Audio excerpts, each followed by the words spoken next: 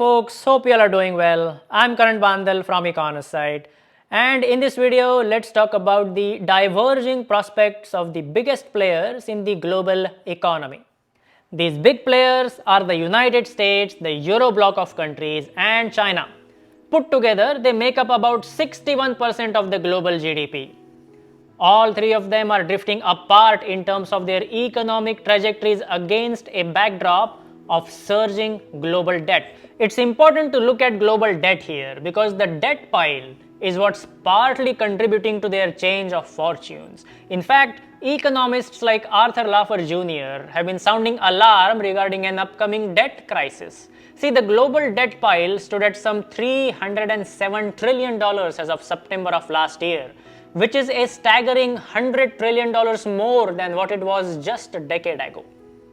As we talked about in the past, when looking at national debts, ratios convey a more comprehensive picture than absolute debt figures because bigger economies can service larger debts so long as the economy grows at a higher clip than debt does.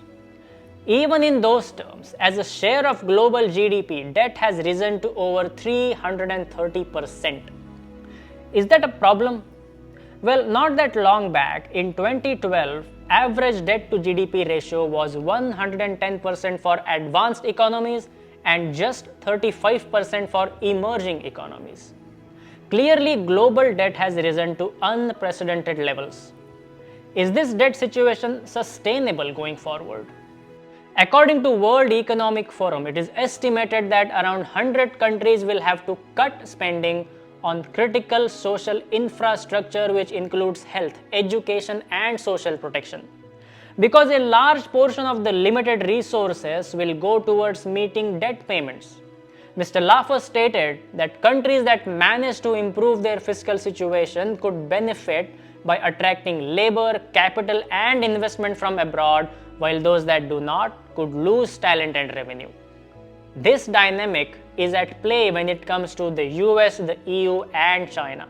Let's take the US first. When 2023 began, the US was expected to go into recession as the Fed had raised interest rates above 4%, a 15-year high. And throughout 2023, the Fed kept on raising rates all the way up to around 5.5%, not seen since the global financial crisis of 2008. As it turns out, the US showed remarkable resilience last year. The US GDP grew 6.3% in nominal terms against China's 4.6% last year. Granted, price rise or inflation was responsible for the higher nominal growth number, but even in real terms, US GDP grew at 2.5%, defying all the recessionary projections.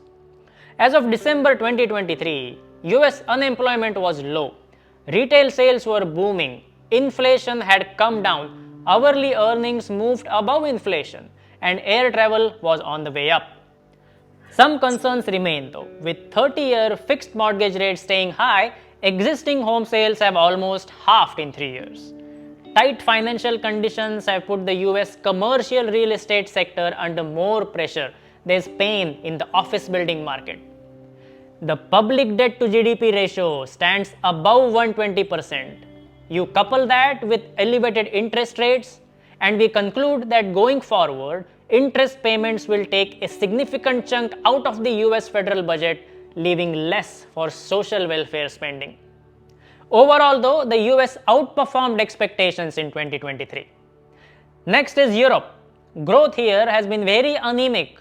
EU continues to feel the heat due to high inflation that began with first the COVID-19 led supply chain disruption and then Russia-Ukraine conflict. Even the expectations going forward are mediocre. Bank of America expects EU to grow below 0.5% this year and just above 1% the next. Germany, the biggest economy of the bloc, may slip into recession. EU's debt load is also elevated at a touch above 90% of the GDP, again which sparks similar concerns going forward that we discussed in case of the US. Finally, in China, as 2023 began, the expectations were completely opposite of what they were in case of the US.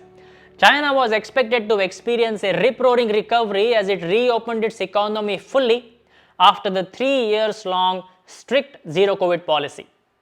That's not what happened. While the government figures show that China grew at about 5.2% last year, there is suspicion that the true picture is quite different. China, for its part, faces a unique bearish cocktail of unfavorable demographics, bleak consumer confidence, and an exodus of foreign investors. China has been struggling under the weight of years-long real estate bust, the worst streak of deflation in some 25 years, driven by falling consumer prices for 4 straight months at a time when the rest of the world is battling high inflation. There is rising youth unemployment, declining exports, and heavy debt load on local governments, so much so that China's total debt to GDP ratio rose to almost 288% last year. This means China now has more total debt than both the US and the EU. The differing prospects for China, US, and EU are visible in the equities performance of the three players. US equities have outperformed everyone, including the world index. Europe has underperformed the world index, and China has taken a sharp turn down, with Chinese equities suffering a $6 trillion plus bear market rout. The expectation that China will soon pass the US to become the world's largest economy is being pushed out with every passing year. To wrap it up, the global debt has risen to unprecedented levels and will have significant bearing on how the world economy performs going forward. The United States, though, despite having elevated debt burden, has a special advantage. It has the world's reserve currency and one of the most resilient economies. There's no shortage of entities willing to lend to the US, both within the country and outside of it.